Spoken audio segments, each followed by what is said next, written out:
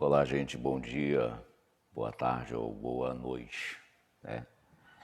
Na realidade, agora são 5h47 da manhã aqui em Barra do Corda, Maranhão. Vamos falar nessa manhã, eu senti a necessidade urgente de falar sobre isso, porque é uma questão muito séria e nós estamos a cada dia passando por esses momentos angustiantes. E a gente tem que falar sobre isso, querendo ou não, né? A gente vai falar sobre como debater com um idiota, né? A gente percebe-se que a cada dia está crescendo o número de idiotas e engraçado é como diz a frase, quanto mais um sujeito não entende de um assunto, mais ele quer falar sobre aquilo. E eles têm uma especialidade em tentar enganar-nos concernente ao conhecimento real. Eu tenho me encontrado ultimamente com pessoas desse tipo e às vezes quando nós estamos em vários, né, momentos ou em várias tem várias pessoas, a gente fala e se a pessoa tiver com a palavra, ele tiver liderando ali aquela multidão, e se você falar uma coisa contrária à dela, elas ficam desesperadas. E aí falam contra você, sabendo que estão erradas, e você pede para voltar, elas dizem, para aí, depois você vai voltar. E a gente não volta mais, né? Então, há uma questão de muita irracionalidade sobre isso. E agora mesmo, um dia desse, eu no WhatsApp, conversando em um grupo, a pessoa ignorou Deus, eu fui falar alguma coisa, ela disse, mas você não explicou nada. E eu digo, meu Deus, eu expliquei teologicamente, biblicamente sobre Deus, e a pessoa disse que eu não expliquei nada, só pode ter uma idiotice muito alta, como dizia Aristóteles.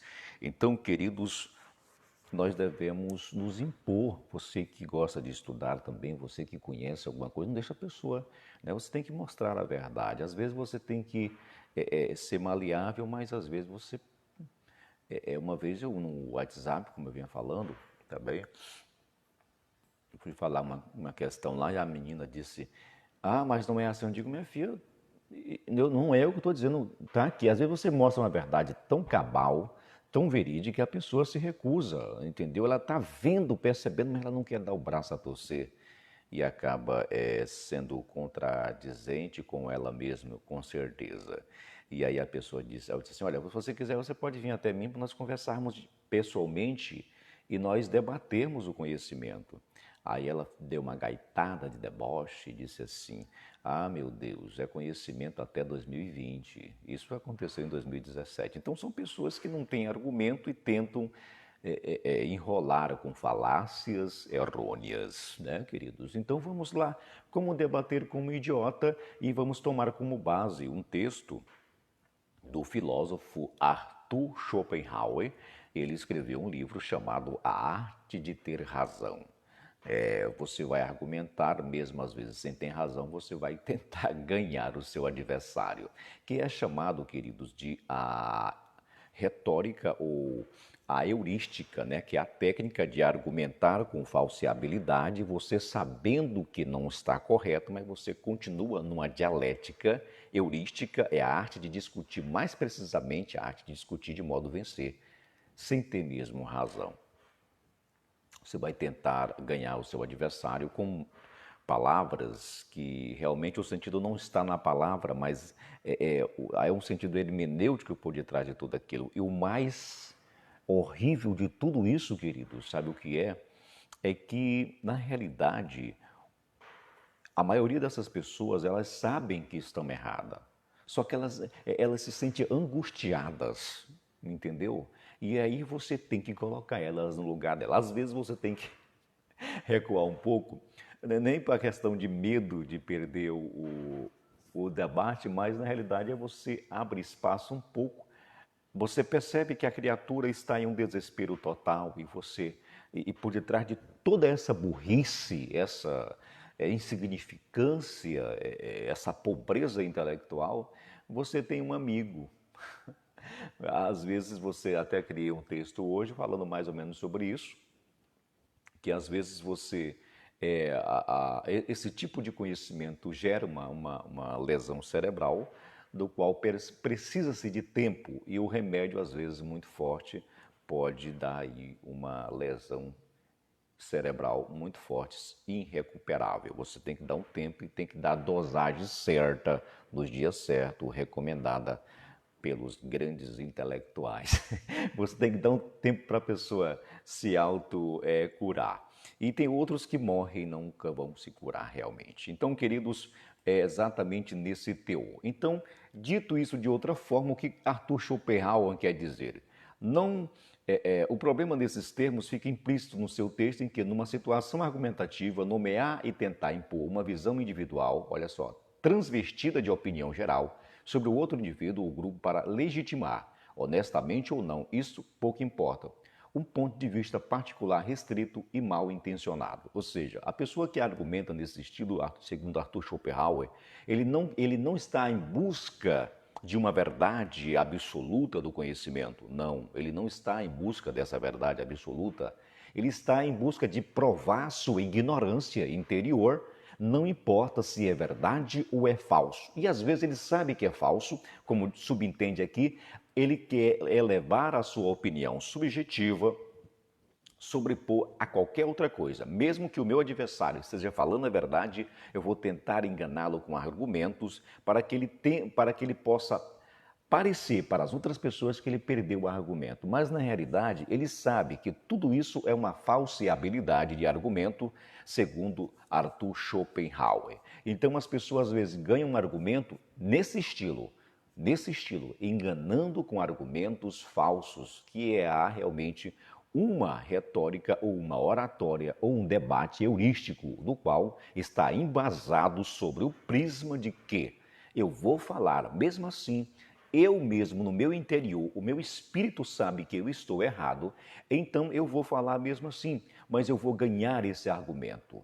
Então, queridos, é aquela questão. Eu sei que eu sou ignorante, eu sei que eu sou altamente, nesse momento, não tenho um poderio intelectual para debater, mas eu vou ganhar esse argumento com a falseabilidade. Então, isso se baseia exatamente nessa questão. Então, esses argumentos heurísticos, eles não têm uma lógica em si. Eu falo da lógica de palavras, de verdade, de comprovação ou não comprovação. Lembrando que esses argumentos, eles não têm a intenção de revelar ou a ter com a verdade. Porque, meus amados, uma lição bem simples para todos nós aqui nessa manhã.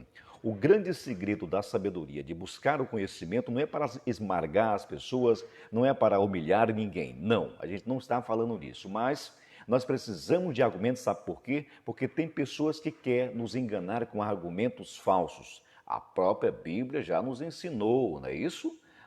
O povo perece por falta de conhecimento. Então você perde na vida, deixa de ganhar alguma coisa, deixa de conquistar alguma coisa por falta de conhecimento. E você é enganado por falta de conhecimento. Então conhecimento serve para você.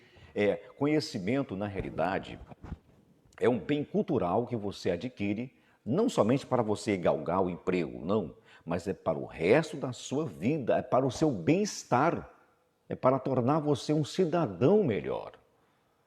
Esse é o principal caminho da sabedoria do conhecimento. Então você deve saber essas artimanhas para você não perder esses argumentos. Então, continuando aqui nas ideias de Arthur Schopenhauer, na sua obra A Arte de Ter Razão, ele fala ainda mais o seguinte: essa imposição de Schopenhauer raramente falha nos seus próprios, e quanto mais sutilmente despreciativo ela for, maior será o seu efeito de convencimento. Ou seja, o cara já sabe que quanto mais enganoso, mais sutil, mais maquiavélico ele for, ele vai ter uma grande probabilidade de ganhar. E vocês sabiam que uma coisa que eu aprendi em minha vida, queridos, é o seguinte: quando você não conhece de um assunto e alguém chega pela primeira vez falando daquele assunto, você tem uma probabilidade de 100% de acreditar naquilo por resto da sua vida. Se alguém chegar depois com a verdade, Mas eu aprendi assim, a minha base de conhecimento é essa e eu não vou me desviar. Você se torna um dogmático cego. É por isso que diz que é um cego guiando outro cego, ambos cairão no mesmo buraco. Então, queridos, quanto mais sutil, mais desprovido de verdade, o que vai acontecer? Você vai cair nessa arte. Então, Schopenhauer continua. Consequentemente, quanto maior for o grau de sutileza e depreciação e distorção conceitual criada, olha só, distorções no discurso, nas verdades, você vai ser enganado no argumento.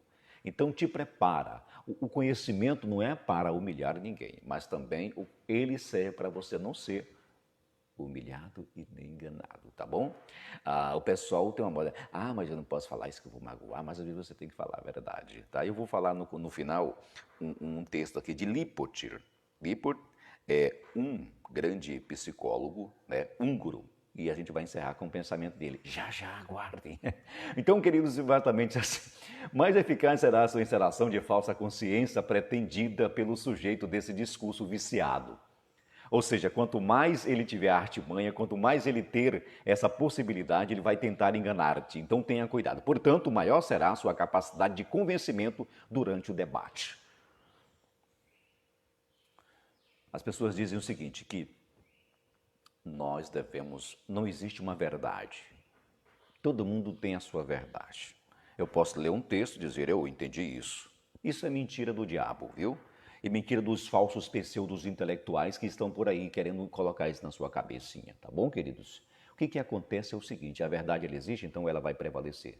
Mesmo você não querendo, um dia você vai se deparar e vai contemplar a verdade. Existe sim um conhecimento verdadeiro. Esse negócio de, mas eu acho que é isso, você tem que respeitar. Olha só o seguinte, existe uma grande diferença entre eu respeitar o que você pensa, tá? A tua ideia, e respeitar aquilo que tu diz sobre as ideias. Vou explicar mais detalhado. Eu respeito o direito de você continuar pensando errado. Eu respeito isso. Você quer continuar pensando errado? Eu respeito isso. Eu só não vou respeitar são as suas ideias, porque o conhecimento ele prevalece sobre tudo, né, meus amados? Então, queridos, mesmo a pessoa às vezes, ela pensando de que venceu o debate, saindo dali toda cheia de vangloriação, né? Eu venci, eu esmaguei ele, mas ela sabe, no fundo, que ela perdeu. Mas ela tem que sair dali daquele jeito, que é para as pessoas pensar que ela está com a verdade. E aí vem um texto do nosso querido. A reação inicial foi precisamente de estranheza e insegurança, seguida de uma exploração de ódio irracional. Tudo isso fora meticulosamente calculado para fins terapêuticos. O psiquiatra húngaro, Lipot, ele diz assim, chamava esse momento de psicochoque. Psicochoque. Após a descarga de ódio vem a ressaca. Uma depressão infame, na solidão da sua miséria, olha só, o cara que às vezes pensa que venceu o debate e ele sabe que mentiu em tudo, uma retórica heurística, na solidão da sua miséria tão escandalosamente mostrada e tão histericamente negada, o paciente admite em segredo que mentiu para si mesmo e começa a pensar. É o princípio da cura. Se o cara pensa nessa questão, segundo o psiquiatra húngaro, quando ele sozinho, em segredo, ele começa a cair em si. Aí vem uma depressão infame que ele chamou de psicochoque. É um choque nele mesmo. Ele vai pensar, meu Deus, como eu menti, ainda saí dizendo que eu falei toda a verdade. Se começar nesse ritmo, se a pessoa fizer isso, isso é o princípio da cura. Ele vai se autoconstruindo. Mas para as pessoas que estavam lá ouvindo o discurso, ele venceu. Mas para ele, sozinho, na sua solidão, ele vai dizer, meu Deus, quanta asneira eu falei. E vai começar uma depressão infame.